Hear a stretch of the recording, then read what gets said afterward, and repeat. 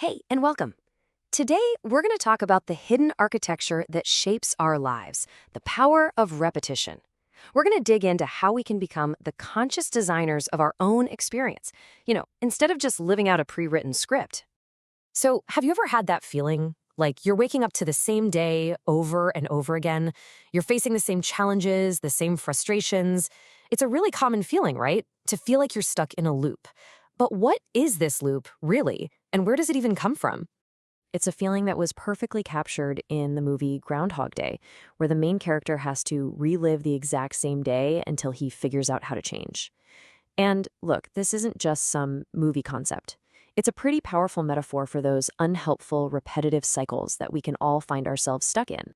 To really get how to break that loop, whether it's snapping at a loved one or putting off that big project, again, we've got to understand its architecture first. So I want you to think of your life not just as a straight timeline, but more like a tapestry, one that's woven from all these countless threads of time.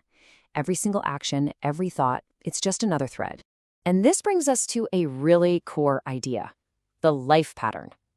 Think about it this way. Every time you repeat an action or a thought, you're literally weaving that same thread into your life's tapestry. The more you do it, the thicker and more dominant that part of the pattern gets. That one little thread of, oh, I'll just check social media for 5 minutes before starting work. Well, it gets woven in again and again and again. So how does this actually work on a practical level? Well, it's actually a super simple 4-step process. First, an action is taken. You feel that tiny bit of discomfort about a big task, and you pick up your phone to escape it. Then, the action is repeated. The next time you feel that discomfort, you do it again. With each repetition, the neural pathway in your brain for that little escape route just gets stronger. And finally, the pattern becomes totally automatic. The mere thought of the big task instantly triggers the impulse to grab your phone. There's no conscious decision anymore.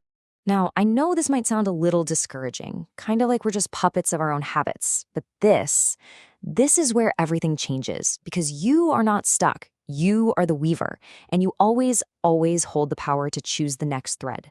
This right here is the core message, and it's so empowering. It's really worth letting this sink in for a second. If a pattern, whether it's automatically reaching for your phone or getting stuck in a negative thought loop, if it doesn't serve you, you have the permission and the power to just stop and to create something totally new. So, this is the big shift we're talking about. Moving from being on autopilot to becoming a conscious creator of your own experience. So, what does this transformation actually look like in real life? Well, on one hand, you have that old, unhelpful pattern. It's automatic, it's reactive, and it's just running in circles. That's that procrastination loop.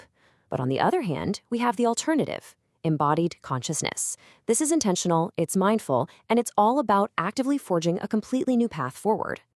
Now, embodied consciousness might sound like some big mystical state, but it's really not. It's a practice. It's the simple act of pausing in the moment and asking yourself, hey, is this the thread I actually want to be weaving right now? Think of it like active mindfulness. You notice the urge, that urge to procrastinate, and instead of letting the autopilot just take over, you consciously choose a different response. You choose a new thread. And this brings all these ideas right back to you, here and now. This isn't just theory, it's a practical tool for your own life. You're basically standing in front of the loom of your own existence. So the question is, what comes next? Okay, let's bring it all together real quick. Remember, first, your patterns are built by you, through repetition. Second, the more you repeat them, the more they just run on autopilot. Third, and this is the absolute key that unlocks everything, simple awareness is the first step.